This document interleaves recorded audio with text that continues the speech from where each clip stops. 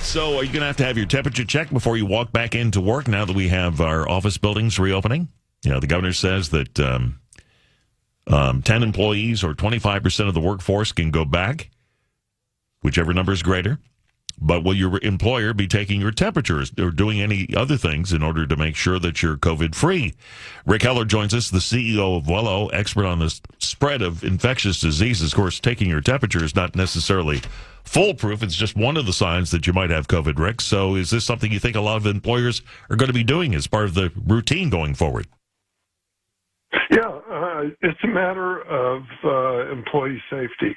And we're all, we're wearing masks, not to protect ourselves, but to protect our fellow employees and other people that are in the building with us.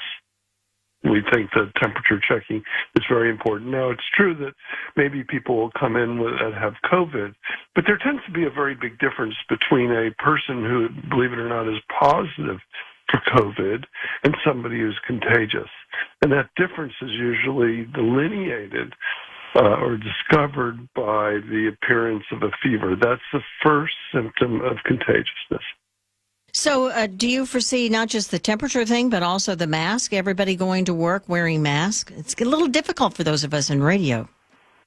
I see that a lot, because I'm talking to people at retail counters. We've lost the mask as of the other day, but we're constantly pulling the mask down to talk, where all that stuff comes out of our mouths. So it doesn't make perfect sense.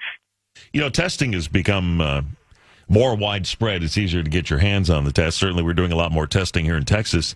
Would it be a smart idea in your mind for employers to begin testing before they allow employees to come back to work? And if so, how often should they test? With just a science point of view, yes. I mean, it's imperative. We should all know where we stand on a daily basis because, by the way, it's good for us. The sooner we know what we may have, the sooner we can treat it.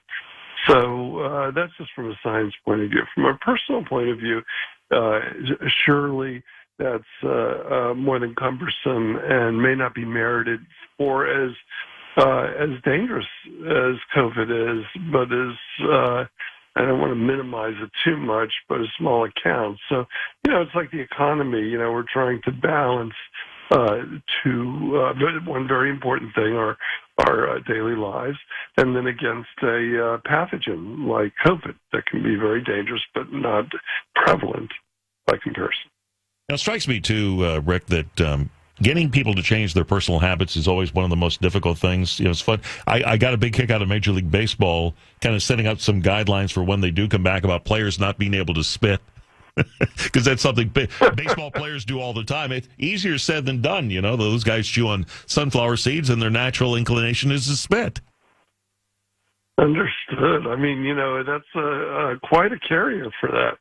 And certainly if people are around you. My friend, sadly, from Houston got COVID, and he happened to be with a neighbor who also, within days, it turned out had COVID. And they were sitting around or standing around with a good 6-foot distance. And the guy, he explained, kept spitting. So,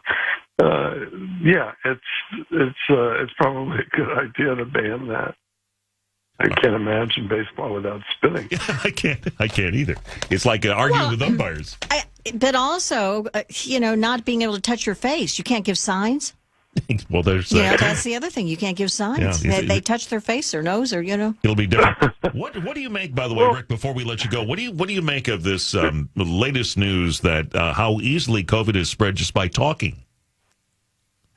Well, I mean, that's the droplet spread idea. CDC was promoting heavily droplet spread. Well, what we were seeing in our models is aerosolization, just the very active breathing. Of course, sneezing is a much stronger amount of virus being shed and coughing to a longer distance. But aerosolization, as soon as you exhale, you get very small droplets. These things can carry, on a dry day, they can carry 30, 40 feet. So the 6 foot doesn't always count. Outdoor, however, sun shining, that stuff is dead on arrival. As soon as you exhale it, count to 30 seconds and the virus is denatured or neutralized or killed, if you will. Okay. Well, next time I want to talk to somebody, I'll go outside. Rik, thank you. Good to talk to you, sir. Appreciate it. Rik Heller, CEO of Wello.